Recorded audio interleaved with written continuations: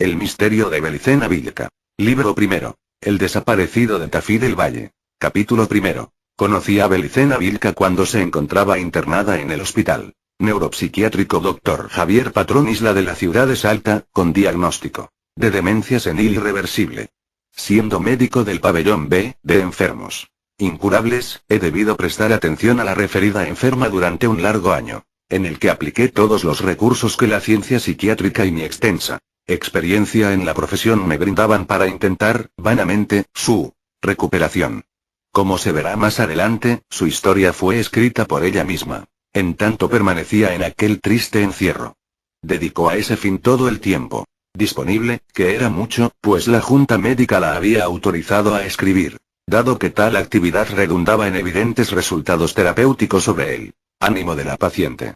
Sin embargo, nadie sabía a qué se referían sus escritos y si ellos revelaban alguna coherencia lógica, información que hubiese sido útil poseer para confirmar o corregir el diagnóstico adverso. Dos motivos impedían conocer el contenido de sus manuscritos. El primero, y principal, consistía en que la enferma escribía en quechua santiagueño, una lengua que solo se habla en su región natal. En secreto, al parecer, Belicena Vilca tradujo los manuscritos al castellano pocos días antes de morir. El segundo motivo era el celo homicida que ponía en evitar la lectura de los textos, lo que se tradujo, un día, en un violento incidente con una enfermera que osó posar los ojos sobre una de sus páginas.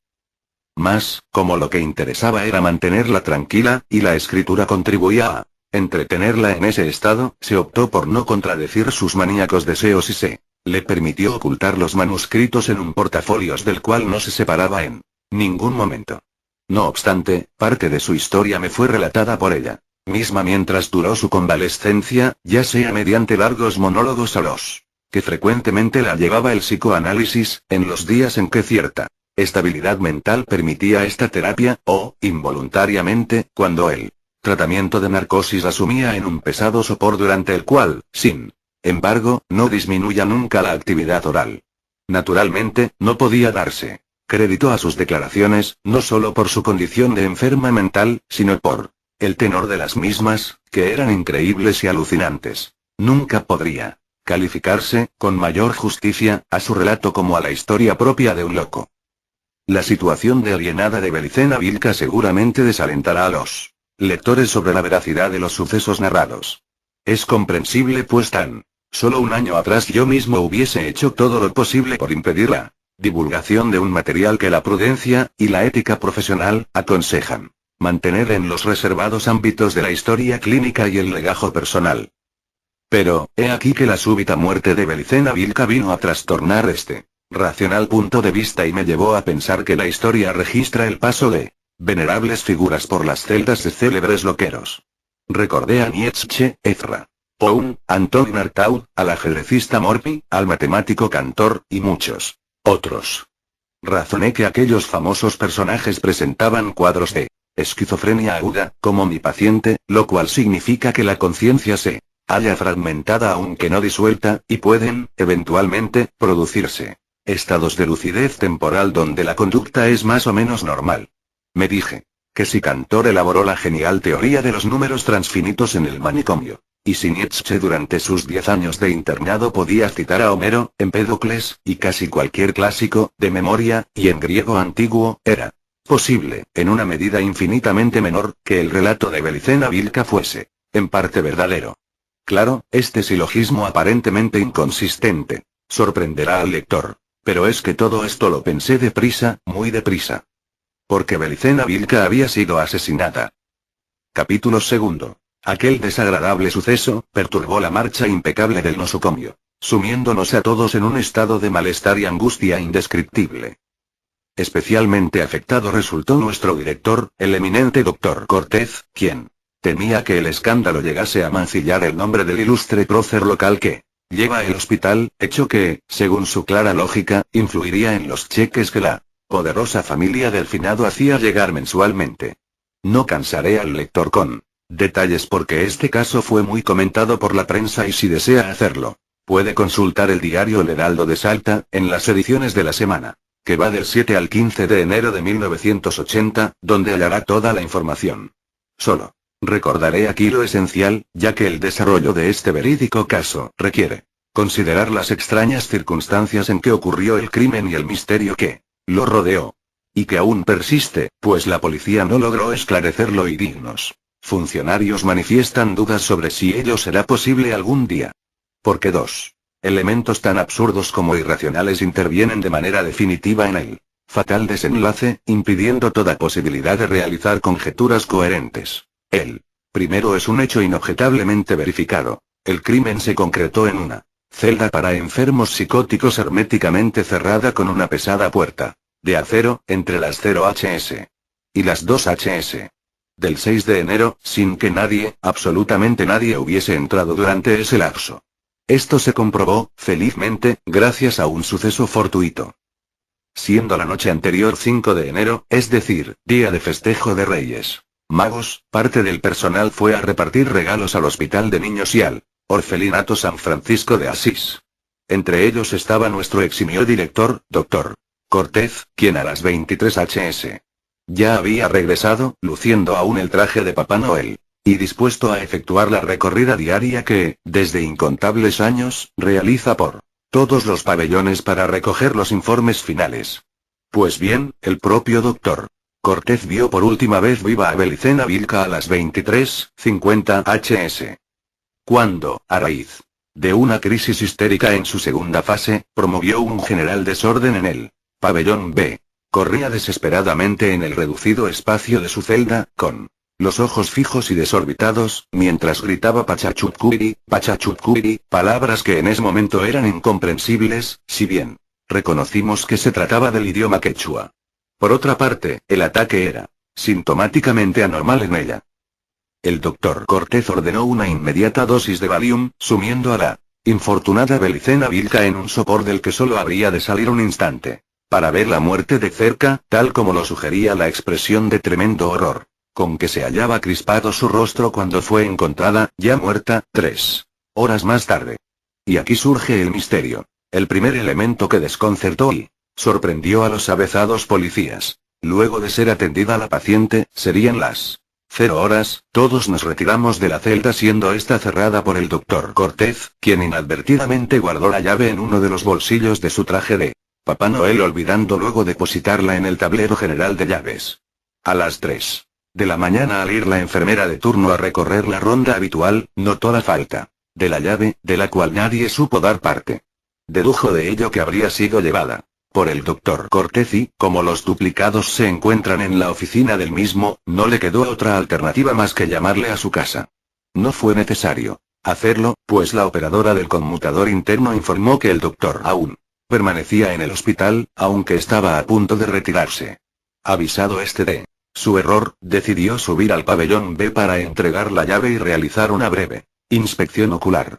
Es decir, que durante esas 3 horas, la llave, único medio para abrir la puerta blindada de la celda, estuvo en poder del doctor Cortez.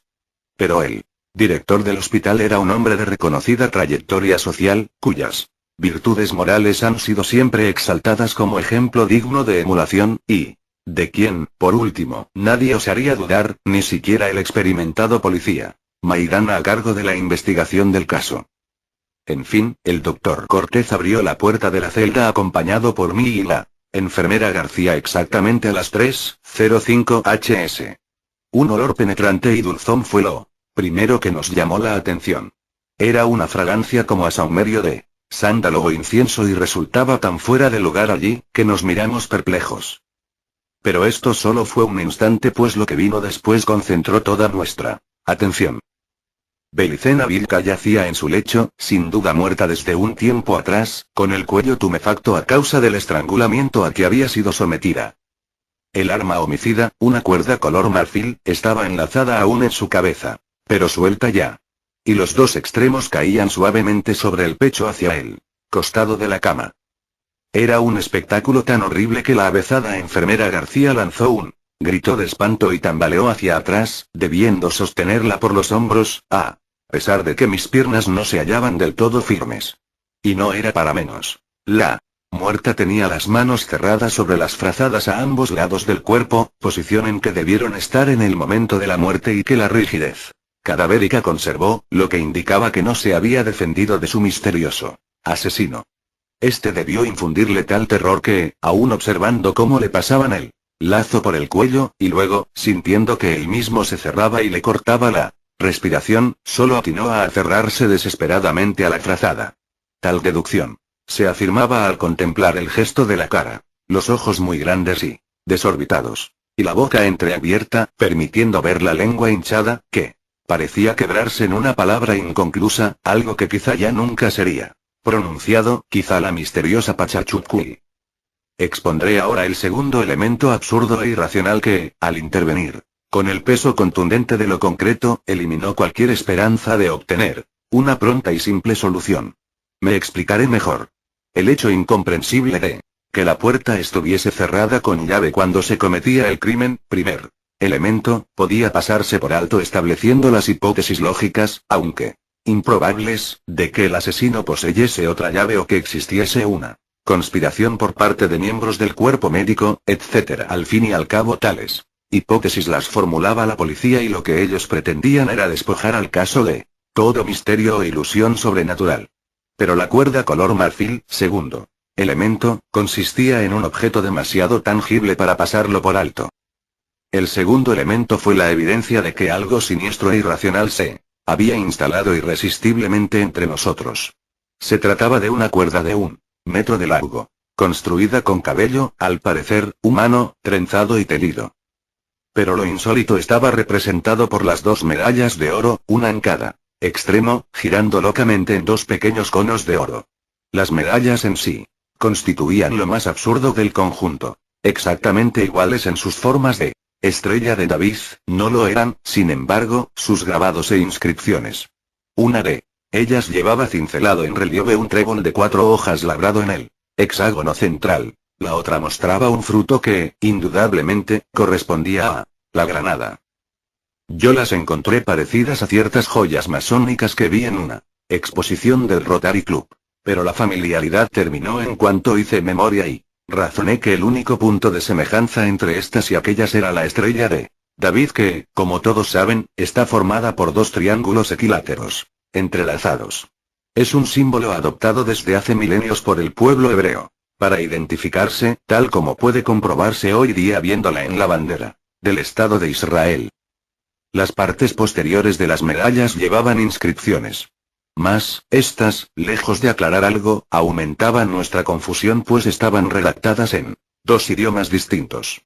Una frase, grabada horizontalmente en el centro, estaba escrita en caracteres hebreos, aunque tales signos no eran los mismos en cada medalla. Rodeando a estas palabras había otra inscripción en letras latinas, esta vez idéntica para ambas joyas. En ese momento nadie pudo aclarar a qué idioma pertenecía. Ada es si de Drao y Mac HWCH. Las palabras hebreas, por su parte, decían, en la granada, y en el trébol. Como se comprenderá, esta curiosa cuerda enjollada daba toda la sensación de ser algo de uso ceremonial o religioso, atributo que el oficial Maidana captó de inmediato pues al examinarla no pudo evitar un gesto de repugnancia y una exclamación. Pues esto es algo judío. Capítulo 3. Yo sé que mucha gente poderosa de nuestro país considera que todo correcto oficial de policía debe profesar imprescindiblemente la ideología nacionalista. Y sé también que dicha indefinible ideología se opone a los grandes internacionalismos tales como el marxismo, la masonería, el sionismo, las corporaciones multinacionales, etc., y hasta a la política exterior de las potencias imperialistas.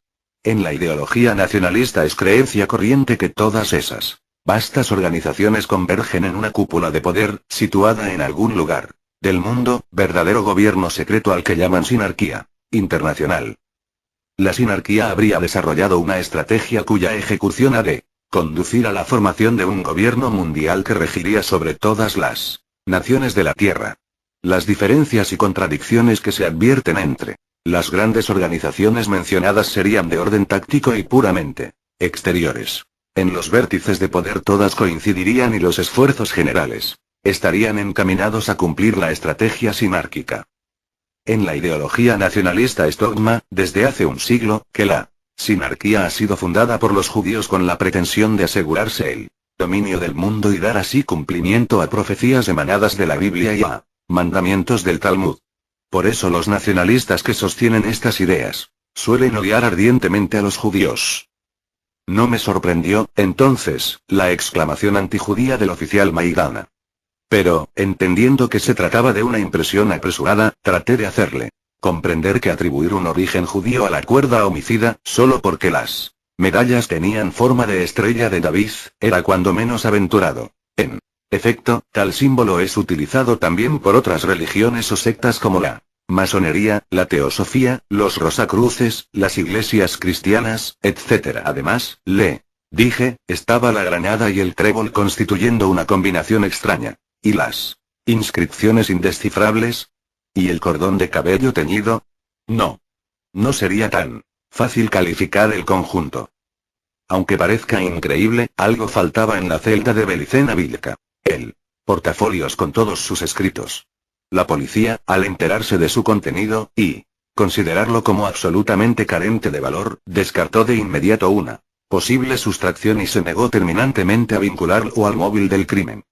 Antes bien, intentó persuadirnos a nosotros de que el portafolios pudiese haber ido a parar al incinerador del hospital, sea por accidente, sea por represalia de alguna enfermera fastidiada por el excesivo celo con que lo cuidaba la enfermera. Capítulo 4. Yo se sabía en el hospital sobre Belicena Vilca. Llegó en diciembre del 78, en una ambulancia del ejército. 2 fornidos suboficiales la acompañaron hasta la oficina del director y entregaron a este una carta del jefe del 230 Regimiento de Caballería con asiento en Salta, coronel Mario Pérez, junto con un sobre conteniendo documentación y una ficha médica. En la carta, nos informó luego el Dr. Cortez, el coronel le solicitaba que ingresara como paciente del hospital a Belicena Vilca, quien padecía una enfermedad mental debidamente comprobada por los médicos militares que firmaban los estudios adjuntos. La mujer, oriunda de la provincia de Tucumán, tenía un único hijo desaparecido durante la gran represión de 1977. Ignorando el paradero de este, y, aparentemente abrigando la certeza de que las autoridades le negaban información, comenzó a moverse resueltamente por varias provincias del norte argentino e incluso salió del país, viajando por el interior de Bolivia y del Perú. Esa conducta resultó sospechosa para los servicios de inteligencia, quienes la sometieron a intensa vigilancia y, finalmente la detuvieron. Fue durante los duros interrogatorios que se consideró la posibilidad de que Belicena Vilca estuviera mentalmente desequilibrada, por lo que, luego de las consultas a médicos militares, se había dispuesto su traslado al hospital neuropsiquiátrico Dr. Javier Patrón Isla. En cuanto al hijo, el ejército nada sabía de su paradero ni si militaba en alguna organización subversiva. Su desaparición justamente alertó a las autoridades, pues se pensó que había pasado a la clandestinidad. Esta idea se afirmó al conocerse la sorprendente actividad de la madre, asunto que motivó finalmente su detención. La información precedente la suministraba el coronel para que no se diera crédito a las historias o a los reclamos que pudiera hacer la enfermera. Según el doctor Cortez, el tono de la carta no admitía réplica. Era casi una orden internar a Belicena Vilca. En su criterio se debían considerar 2 posibilidades. O la mujer enloqueció durante el interrogatorio, o la historia que planteaba el ejército era real. Lo que debía descartarse de plano era una tercera variante. Que supiera algo sobre la subversión, en ese caso habría sido ejecutada. Corrían tiempos difíciles en ese entonces. La Argentina ocupada militarmente en 1976, venía soportando una represión tremenda que comenzó con el exterminio de los famosos guerrilleros nihilistas, tal la calificación oficial, y concluyó con un baño de sangre digno de Calígula, donde cayeron, amén de los míseros guerrilleros, gente de toda laya. Los muertos y desaparecidos se contaban por millares y, en atmósfera tan peligrosa, no era bueno para la salud discutir las directivas militares. Ya vendrán tiempos mejores, nos decía el doctor Cortez. Recuerden que los militares se rigen por las leyes de la estrategia. Y con su habitual erudición, nos citaba a Maquiavelo, genio de la estrategia, que en su obra El Príncipe dice: al apoderarse de un estado, todo usurpador debe reflexionar sobre los crímenes que le es preciso cometer, y ejecutarlos todos a la vez, para que no tenga que renovarlos día a día y, al no verse en esa necesidad, pueda conquistar a los Hombres a fuerza de beneficios. Porque las ofensas deben inferirse de una sola vez para que, durando menos, hieran menos. Mientras que los beneficios deben proporcionarse poco a poco, a fin de que se saboreen mejor. Esta era, para el doctor Cortez, la filosofía del gobierno. Recuerdo como si fuera hoy cuando acompañé a Belicena Vilca al pabellón B, impresionado por su trato culto y su sencilla prestancia. Sin ser realmente alta lo parecía debido a su cuerpo menudo pero erguido. El cabello, negro y lacio, de suaves filamentos, le caía hasta la cintura. Los ojos, ligeramente rasgados, eran verdes y la nariz, algo prominente, daba un efecto de firmeza al rostro, enmarcado en un óvalo casi perfecto. Su boca, proporcionada, era de labios carnosos. Las cejas, pobladas y rectas sobre los ojos. Todo en ella emanaba un aire vital que para nada delataba una edad de 47 años y, a pesar de que los rigores pasados dejaron su huella demacrante, se adivinaba que en su juventud había sido una mujer de extraordinaria belleza. Los estudios realizados en el hospital confirmaron que Belicena padecía algún tipo de esquizofrenia, por lo que el doctor Cortez, no tan sensible a consideraciones estéticas, decidió mantener el diagnóstico de los médicos militares: demencia senil irreversible, aunque tal valoración fuese totalmente injusta. Mientras caminaba por los pasillos rumbo al pabellón B, recibí la primera de las incontables sorpresas que me daría el trato con Belicena Vilca y su extraña historia. Leyendo el letrero de material plástico con mi nombre, abrochado en el bolsillo de la chaquetilla, dijo: Dr. Arturo Signagel. Tiene usted un nombre mágico. Oso de la garra. Victoriosa. ¿Lo sabía? Supongo que sí, respondí, mientras traducía mentalmente. Arturo, del griego artos, significa oso. Sieg quiere decir victoria en alemán. Y Nagel, garra en el mismo idioma. Lo que me sorprende, agregué, es que lo sepa. ¿Usted entiende griego y alemán? Oh, no es necesario, doctor. Yo veo con la sangre. Sé lo que siempre supe, me dijo con una sonrisa candorosa. Sí que está enfermo. Pensé neciamente, creyendo que aludía a la teoría de la reencarnación como hacen los espiritistas, clientes permanentes de nuestros pabellones. En ese entonces no podía imaginar ni remotamente que algún día haría esfuerzos inusitados por recordar cada una de sus palabras para analizarlas con gran respeto. Capítulo V. No debe sorprender que la policía archivara el caso a poco de haber comenzado la investigación, pues, tras cada paso que daba en pos de esclarecerlo, todo se tornaba más confuso, siendo injustificable el depositar tanto esfuerzo en un crimen que, parecía, a nadie interesaba resolver. En primer lugar, porque Belicena Vilca no tenía familiares conocidos que reclamasen justicia. Pero, principalmente, por el misterio que rodeaba al asunto. ¿Cómo entró el asesino en la celda herméticamente cerrada? ¿Por qué utilizó una valiosa cuerda enjollada para matar a una alienada indefensa? Y, lo más incomprensible, ¿cuál podía ser el móvil del crimen, el motivo que hiciese inteligible lo ocurrido? No había respuesta para estos y otros interrogantes que surgían y, al pasar el tiempo sin que se avanzara un palmo, el caso fue prudentemente cerrado por la policía. A los 2 meses nadie hablaba del crimen en el hospital neuropsiquiátrico. Y eran pocos los que algunos meses más tarde recordaban a la malograda Belicena Vilca. La rutina diaria, el trabajo fatigoso, los problemas cotidianos e inevitables, todo contribuye a que el hombre mundano, sumergido en el devenir de su destino, se torne impermeable al dolor ajeno o a aquellos fenómenos que no afectan permanentemente su realidad concreta. Yo no soy la excepción a la regla y, en cuanto toca a lo aquí narrado, seguramente habría olvidado el horrible crimen acosado por las obligaciones de mi residencia médica, la atención del consultorio, o las clases de antropología americana que sigo como curso terciario de posgrado. Digo habría olvidado porque la historia de Belicena Vilca invadió de pronto mi propio mundo, trastornándolo todo, conduciéndome hasta el borde del abismo demencial en que ella sucumbiera. Como dije, la policía se desinteresó bien pronto del crimen. Luego de las declaraciones de rigor prestadas en los días subsiguientes, ya no nos molestaron más y la vida retornó a su ritmo habitual. Al cadáver de Belicena Vilca se le practicó una autopsia, que solo sirvió para confirmar lo ya supuesto por nosotros. La muerte fue ocasionada por estrangulamiento con la cuerda blanca. Como no tenía parientes conocidos, se envió un telegrama a su único visitante, un indio Chahuanco radicado al parecer en la provincia de Tucumán. Pero al transcurrir un cierto tiempo sin que éste acudiera, se procedió a inhumar los restos en una necrópolis local.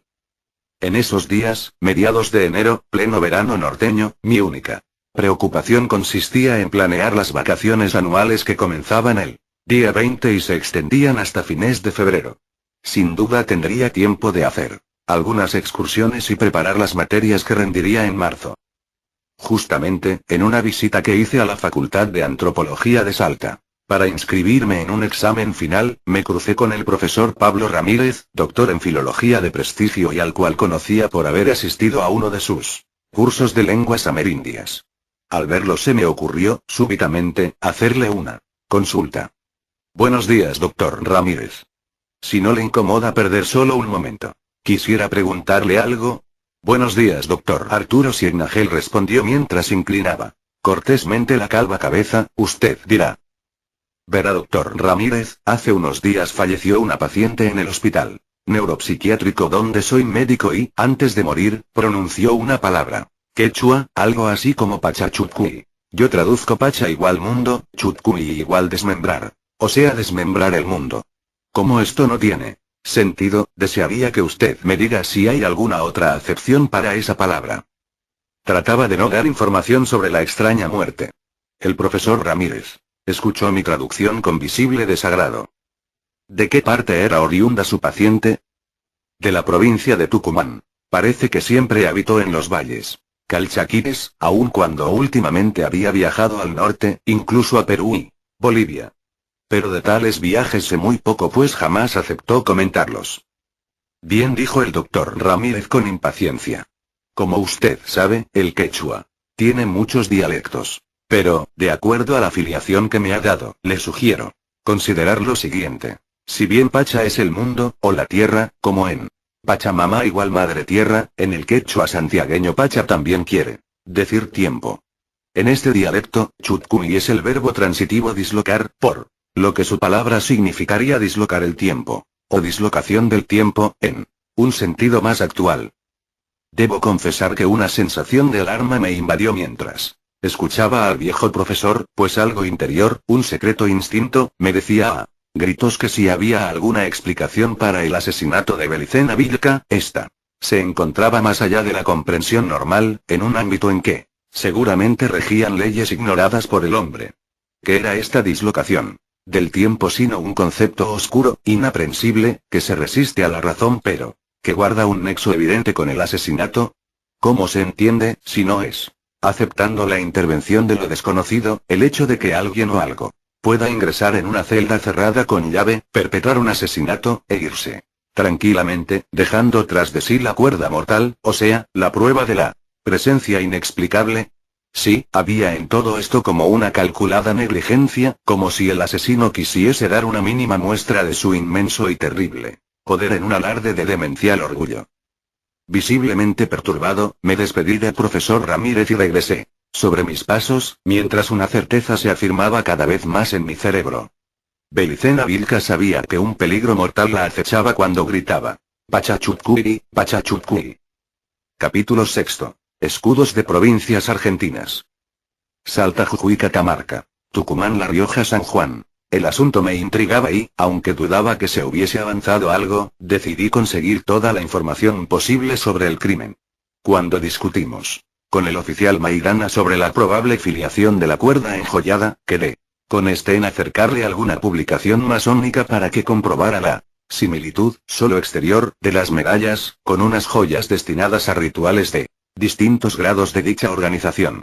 En su momento no pensaba cumplir dicha promesa, que hice en un desesperado intento por convencer a los policías del carácter ritual del asesinato, al ver que estos evadían el bulto y buscaban una solución racional que, a mi juicio, no existía.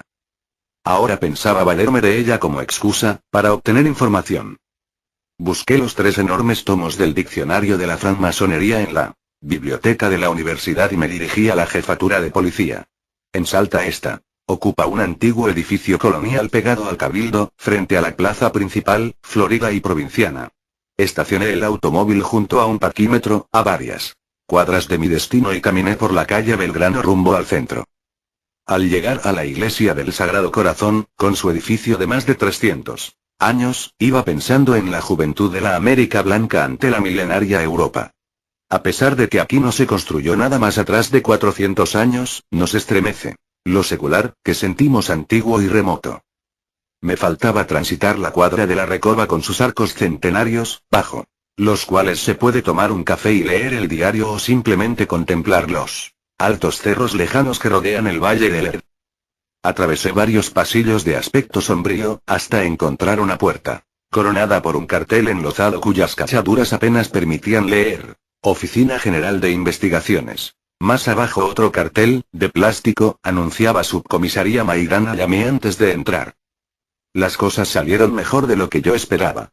Mientras el oficial Maidana, con salvaje alegría, examinaba los diccionarios, en mis manos se deslizaban febrilmente las pocas hojas del expediente caratulado: Belicena Villca, homicidio intencional. Así, acompañado por los insultos que el policía nacionalista lanzaba. Cuando algo de lo que leía causaba su furia, pude averiguar lo que deseaba. Se habían practicado análisis varios a la cuerda homicida, siendo esta destruida en parte durante los ensayos. Una de las medallas fue fundida y el material sometido a análisis de espectroscopía molecular, citándose en fojas el informe final y remitiéndose al informe principal adjunto, para cualquier discusión sobre la interpretación del mismo. La conclusión era que, de acuerdo a los minerales y metales que intervenían en la aleación del oro, este tendría como seguro origen un país de Europa, España. Con más precisión se mencionaba la zona Río Tinto, en la provincia de Huelva. Caballero Kadosh. ¿Qué carajo quiere decir esto, doctor? Interrumpió bruscamente mi lectura el oficial Maidana, que leía Ritual del grado 30. Es una palabra hebrea que significa muy santo. El título sería Caballero muy santo, dije. El oficial tenía los ojos inyectados en sangre. Sargento Quiroga. Gritó. Venga a ver lo que hacen los masones. El sargento acudió presuroso. Era un criollo fornido como un quebracho, pero de evidente pocas luces, quien sumó su voz obsecuentemente al concierto de maldiciones que ejecutaba el oficial. Seguí leyendo el expediente. Un trozo de la cuerda de pelo se envió al laboratorio de análisis patológico de la Facultad de Medicina. El informe remitido por la universidad indicaba que el pelo era cabello humano, posiblemente de mujer. La sustancia usada en el teñido era simplemente lechada de cal, a la que se agregó algún jugo vegetal ácido para restar alcalinidad. Pero lo más curioso era que la universidad podía certificar la raza a la que pertenecía la mujer a quien se cortó el cabello fatal. La sección ovalada de las fibras pilosas estudiadas no dejaban lugar a dudas. Raza blanca. Las otras razas tienen un pelo de sección redonda, según los especialistas. Esto era casi todo. Estaban las declaraciones nuestras y el informe forense. También un informe del ejército, con la misma historia ya conocida, donde veladamente se sugería no escarbar mucho. Seguían papeles burocráticos sin importancia, sobre la inhumación y otros aspectos de la investigación. Pero sobre el crimen en sí, no se había avanzado mucho. En resumen, a huellas dactilares. No había otras que las de la occisa y el personal del hospital. B. Otra llave. No constaba. C. Peritaje en la puerta. Indicó que los goznes estaban intactos, igual que la cerradura. No hubo forzaduras con ganzúa, barreta, ni de ninguna especie. D. Peritaje forense. Muerte por estrangulamiento. E. Peritaje del arma homicida. Cuerda de pelo humano, teñida con cal. Medallas de oro español de significado desconocido. Ni una palabra sobre la desaparición del portafolio. Sí, por lo visto no se había considerado útil investigar las leyendas grabadas en las joyas. Perros judíos. Gritaba el oficial, que leía el artículo jesuita donde hay un cuadro titulado La Compañía de Jesús vista por la masonería, en el cual se ve, entre innumerables símbolos de todo tipo, al superior general de la orden jesuita sentado sobre una montaña de cráneos, de donde asoma también la cruz de Cristo. Como buen nacionalista católico se sentía agraviado, ofendido, personalmente, por la perfidia de la judeo-masonería. No creí conveniente aclararle que la Compañía de Jesús creó, en el siglo XIX, el rito masón del Real Arco, el cual fue finalmente adherido al Gran Oriente inglés del rito escocés. antiguo y aceptado, con lo que ambas organizaciones establecieron puntos de contactos permanentes. Desgraciadamente la prueba está a la vista hoy día, al considerar el marxismo aristocrático que sustentan los pensadores jesuitas.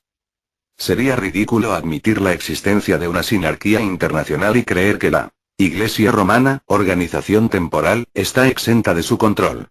Pero sería inútil. El oficial no aceptaría ese razonamiento. Cargué los pesados tomos y me despedí del subcomisario Maidana. Adiós, oficial. Si me necesita no tiene más que llamar al hospital. Hasta siempre, doctor. Le agradezco la colaboración que nos ha prestado. Capítulo 7. Era viernes y podría descansar el fin de semana en la vieja casa solariega de Cerrillos, un pueblo bellísimo que se encuentra de 18 kilómetros de Salta, sobre el mismo camino que conduce a Cafayate, en el corazón de los valles calchaquíes, y, más allá, a Santa María de Catamarca. Allí vivían mis padres, ancianos ya, y una hermana viuda con 2 niños. La perspectiva de verlos y pasar unos días con ellos siempre me colmaba de alegría. Así pues no debe impresionar a nadie que unas horas más tarde, mientras conducía el automóvil por el camino bordeado de viñas, no pensase más en el horrible crimen. Sin embargo, estaba escrito que la paz sería breve. En menos de una hora, mi vida se hizo trizas y un futuro de médico, antropólogo, catedrático, es decir, de profesional cabal, desapareció como probable destino para mí. En la casa de mis padres me esperaba la carta de Belicena Vilca y el comienzo de la locura. Si tan solo no la hubiese leído. Cuánto dolor, muerte y duelo causé a mis seres queridos por haber leído aquella carta y, lo más nefasto, haber creído en lo que ella decía. Y con seguridad, nada nos habría pasado de no recibir la carta. Cuánto me arrepentiría 3 meses después por haberle dado crédito, en ese mismo lugar. El lunes siguiente comenzaban mis vacaciones, y al volver al hospital, en marzo, todo estaría olvidado. No debí leerla. Esa fue mi última oportunidad de continuar siendo normal, es decir, cómoda y mediocremente normal, amado por todos, respetado por todos, y, desde luego, por el buen Creador. Sí, no es una blasfemia. El buen Dios Creador debía estar orgulloso de mí. No interfería para nada sus grandiosos planes, y contribuía en la medida de lo posible al bien común. ¿Qué más se podía esperar de un humilde médico psiquiatra salteño? Pero mucho me temo que ahora que lo he perdido todo, hasta he perdido el favor del Creador. Habrá que leer la carta de Belicena Vilca y conocer el resto de la historia para disentir o coincidir conmigo. Como dije, no debí haberla leído y todo habría continuado igual. Pero está visto que en la vida de ciertas personas hay como trampas cuidadosamente montadas. Basta tocar un resorte para que se desencadenen mecanismos irreversibles. Capítulo 8. Canuto, el perro ovejero, se acercó corriendo para festejar mi llegada, mientras maniobraba con el coche y cerraba la tranquera.